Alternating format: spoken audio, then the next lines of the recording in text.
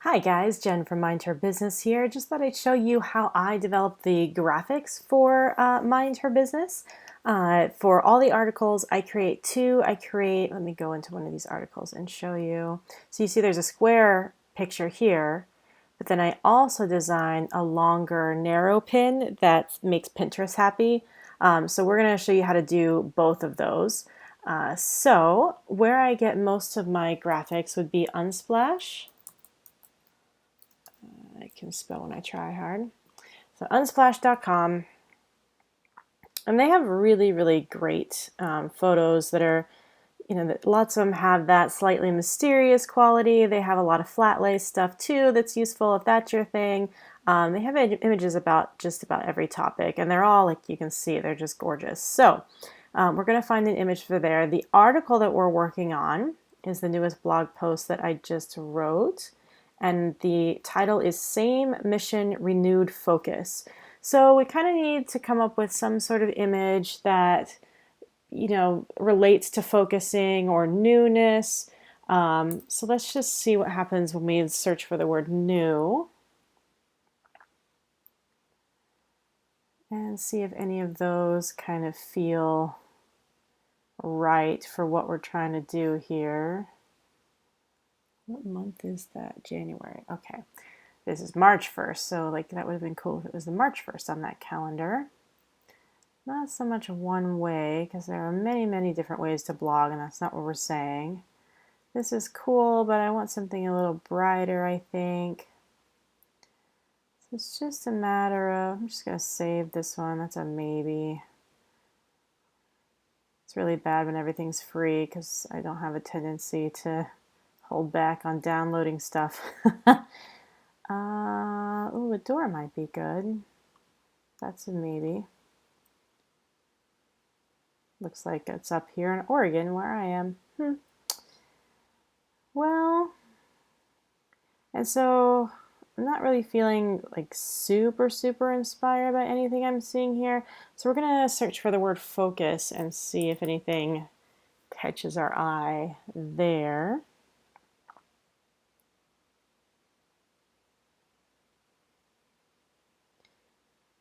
I wonder how that tastes.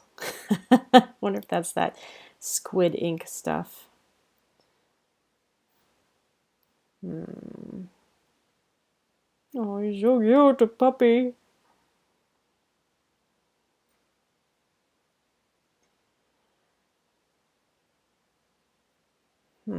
That's pretty eye-catching. I think we can do a lot of good things. They say in Pinterest, for Pinterest images, having oranges, yellows, and reds tends to get more clicks than things that are in the blue and green family. So those are really good colors to play with.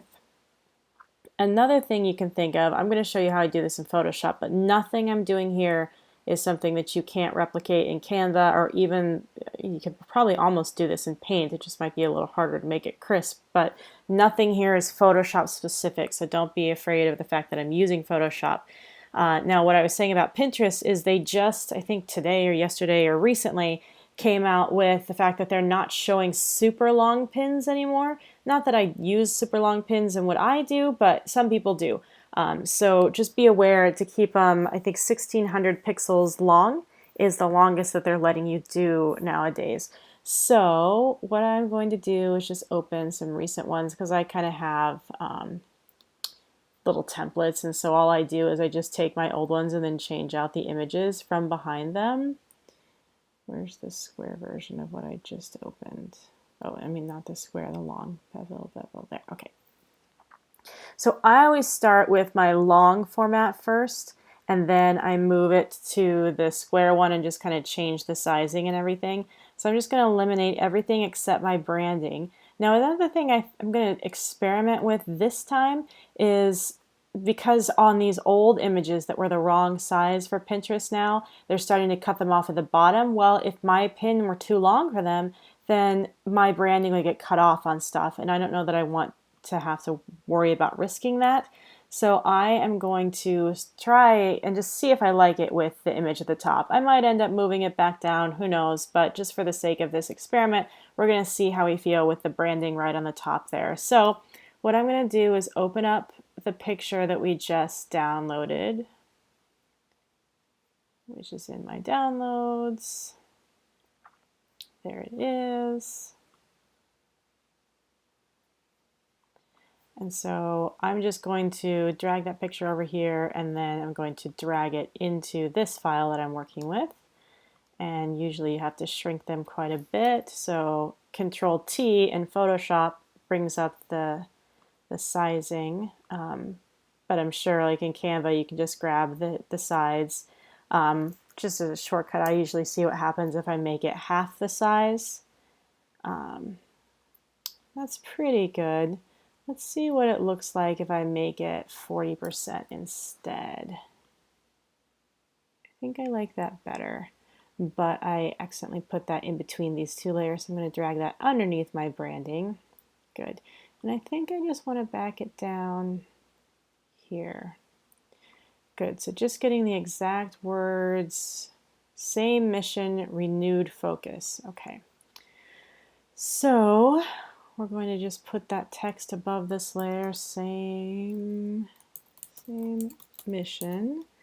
And so I kind of have two major fonts that I use for most of my images. Austria Sans is one of them, and then Beautiful Bloom is one that I like a lot for my images, but you'll find the fonts that you like for yours. Try and find 2 fonts or 3 fonts that play nicely together. It's nice if you can have kind of consistent fonts to keep your messaging looking pretty similar.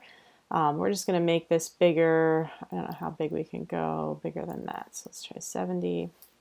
Okay, good. And we're going to change the color and stuff on these too, but we're just going to kind of play with alignment first. And now we're going to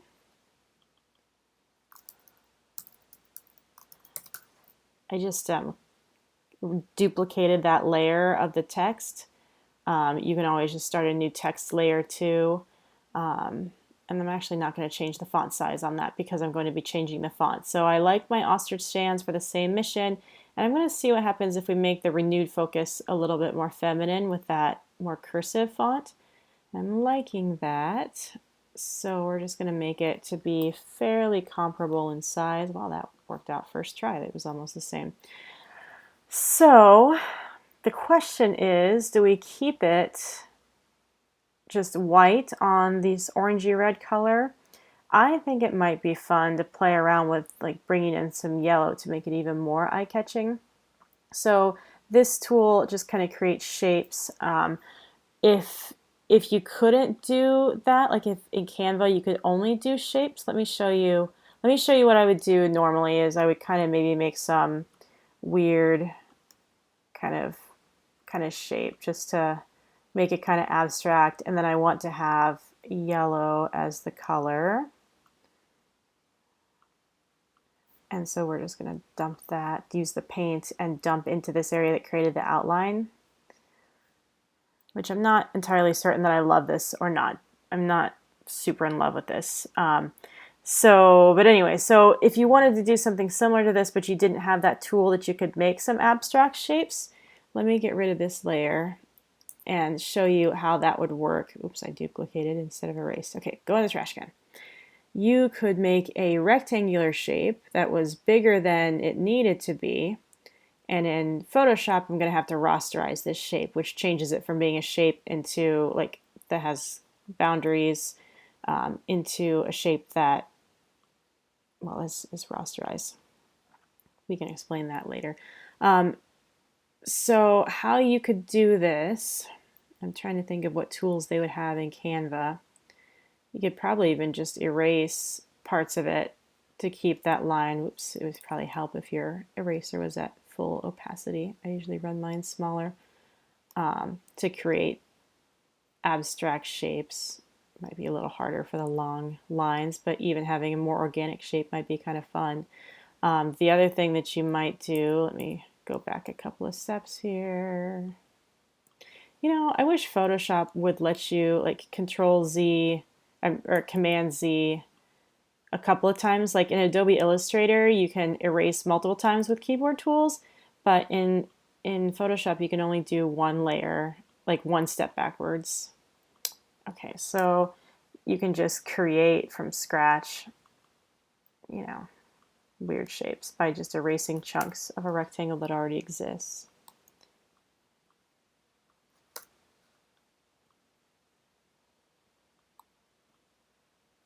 Something like that. And so what I would do in some of my images is I do kind of a, I almost feel like it's 50s-ish inspired. Like it reminds me of like those boomerang, you know, the boomerang tables that they have at diners that have that like boomerang print that's really abstract and funky and multi-layered. I don't know. So what I would do a lot of times is I would go a layer under this, so add another layer behind the yellow and do another slightly different abstract shape that kind of overlapped underneath, and then would add a color that was, you know, a slightly different tonality. Let's try with orange. And then I would probably do like a darker red or something like that behind this too, just to give it some depth. But I'm just not feeling that for this, and I'm not even sure that I'm feeling the whole tennis shoes thing anymore after this. Although they do kind of say direction. Let's see what happens if I just put the fonts in white and see how that feels.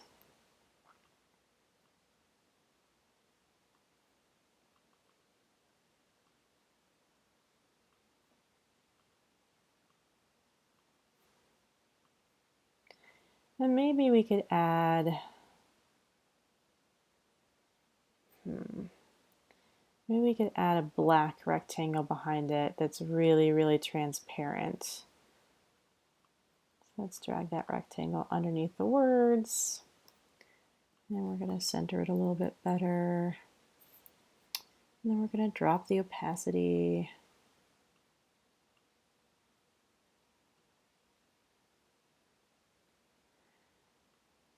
And then I wonder what would happen if we added in, let me see what shapes, like custom shapes I have loaded here. If we could add in some sort of directionalness, yeah, maybe something like this. Make it a little wider, and then we're going to spin it 90 degrees here. So with transforming again, Command T, or you can go up into your editing or whatever and find transform. I wonder, okay, so let's get the opacity back up on my rectangle. And then I like things in triplicate.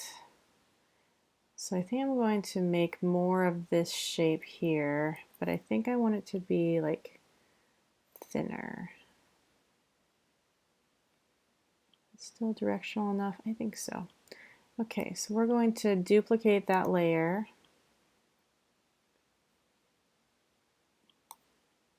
And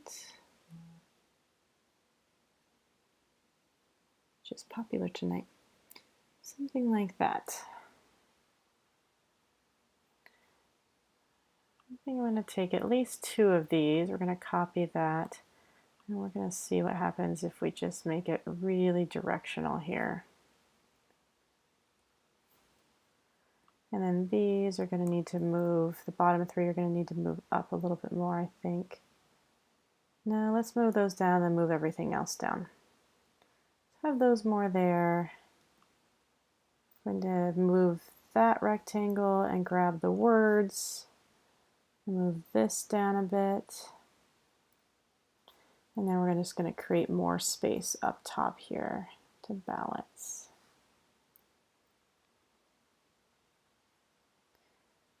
I like the feel of this a bit more. I feel like something might still be missing.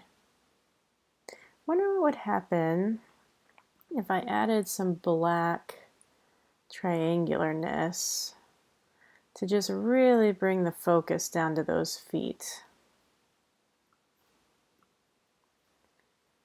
And then we're going to take this layer and duplicate it, and then we're going to go into Edit, Transform, and Flip Horizontal, which you should be able to flip anything horizontal in Canva as well. Again, nothing here is real specific to Photoshop. It's just playing with images, playing with shapes.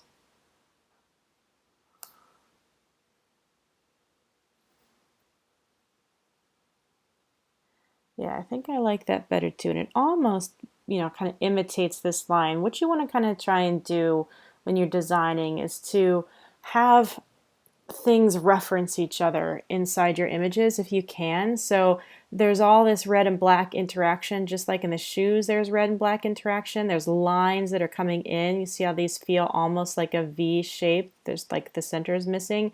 So these V shapes reference that. Again, we're pulling that V shape here. We're bringing all the focus down to the feet.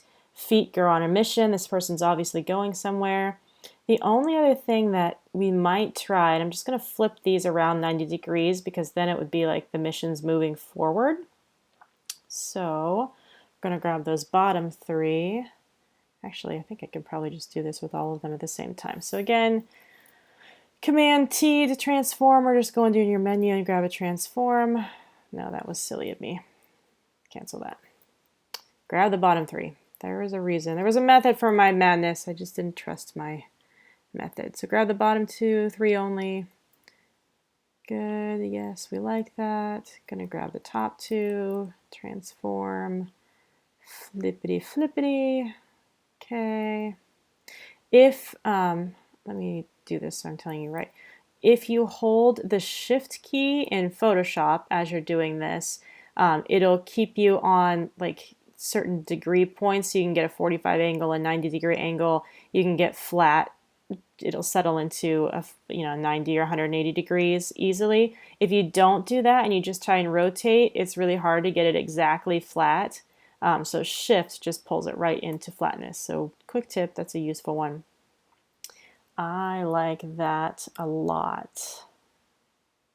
I think I just feel a little bit funky about the spacing issues still, especially since the direction flipped. So I'm going to move those bottom three arrows down a little bit more. We're going to grab the words and that black layer that's with them and move it down a little bit more.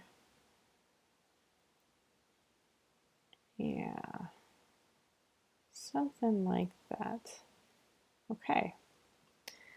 Yeah, I think I'm pretty happy with that. I think that's pretty eye-catching. I like how strong it is. I'm kind of a minimalist at heart.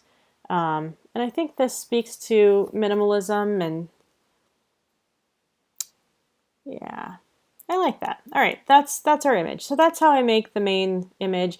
And then what I do, actually, usually I save that first.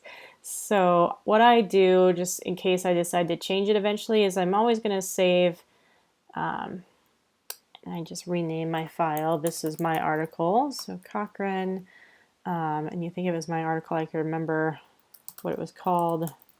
I'm just going to abbreviate it to say mission. I'm going to copy that just so I don't have to write it again later when I do the squared. So I always save as a Photoshop file.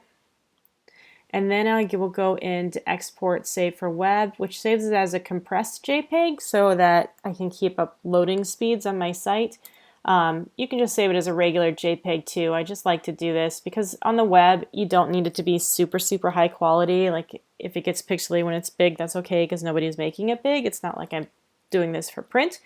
So that's how I would do that. So now I drag this off to the side and I have my square template. And again, I'm going to do the same thing where I, oops, wrong layers there. I'm going to do the same thing.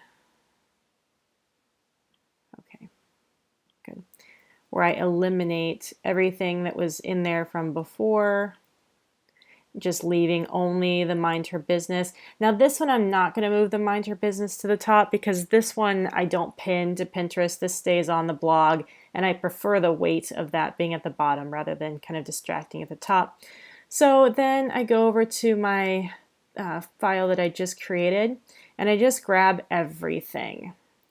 So just control or shift and click and it just highlights all of these and then just drag it all into my new file. Obviously this is a smaller thing, so we're gonna have to play with sizing a little bit. So I think it might be time to get rid of some of these angles, but instead of deleting them, I'm just gonna hide them for a minute. And I think I have an idea what I want to do with the shapes too. So for now, I'm going to delete them. And then I'm going to drag down this same mission renewed focus, and it's way high right now because that was a rectangular file, so we're just going to drag it down into the square area. So for my idea, I'm going to Command T, transform this, or you can just go in and shrink your fonts by highlighting and then choosing a new font size. So I'm going to center this, and I'm going to try and get some of those little triangles. Oops, wrong layers. No, I don't want Skype. I want the shape. Okay. I'm going to try and shrink that just a little skinnier if I can. Yeah. And so since I shrunk that, I'm going to delete these other two because they're going to be the wrong thickness. I'm going to copy that layer and Command T, transform, or just reflect it or transform it to where it's upside down.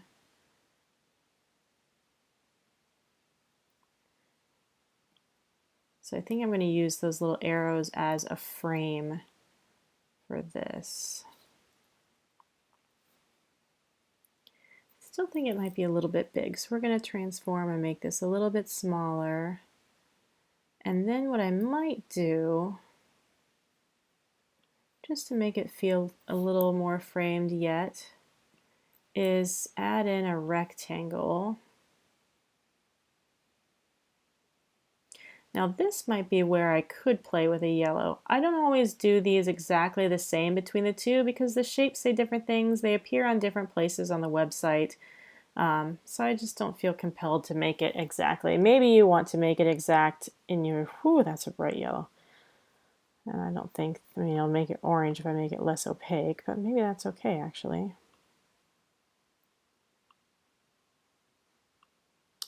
Yeah, maybe a little something like that. So I'm going to shrink these feet just a little more because I want a little bit more space up at the top. So I'm going to transform and just shrink a bit and bring them down here just to buy myself a little bit more space. Drag you down here, make sure you're centered. I think in Canva they probably have the alignment centering tools where like this shows that purple line that goes all the way from the top to the bottom whenever something's centered. Now an image like this, they might not have actually centered it. Like it looked pretty centered, but sometimes it can be a little off. So for these background image, don't necessarily rely on just that. Like double check it and make sure it feels really, really centered. Now I'm going to drag that rectangle down that I just made. And we're going to take our same mission renewed focus and move them down. La la la. Okay. And so this bottom part of the arrow you can see is just a little bit low. I think that's pretty balanced. Still not 100% in love with this rectangle. Maybe what I need to do is actually change the color of it to an orange and just not go quite so transparent. Yeah, this orangey yellow might work. And then maybe I just drop it a little bit more. Yeah. So now what happens if I bring these back? Let's see how that feels. Do we need to, oops, what am I dragging around? I don't know. This is what I want. I think I still like to have them here because I do feel like they lend some direction and just that movement. You like to create movement in images. You want to draw the eye through the image. I think these are pointing to the feet and mind your business, which is obviously an important thing. We're highlighting this direction is just bringing the focus into the feet. I like what this is doing. Good. So I think that one's pretty much done then. All right, I'm getting a little nitpicky here, but it's bothering me how close that arrow is to the top here. So I think I'm just going to bring these arrows in just a little bit more.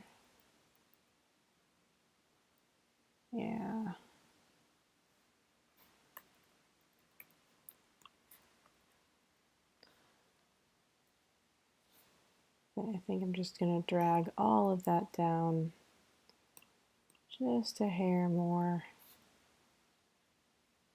to create a little more space at the top. So it's just a little more balanced feeling. Okay, good. Now, I'm just going to save this, same thing. So save as, and because I copied my information before, I'm just going to paint that. Paste that, paint that. Save that as the square version. And then same thing, export, save for web. And save. Good. So now that I have that, I can go over here into my Squarespace site and edit this article. And it's acting kind of slow and funny because it kind of almost logs you out after a while that you have to sign back in if you haven't been active. But it might let me load this in here.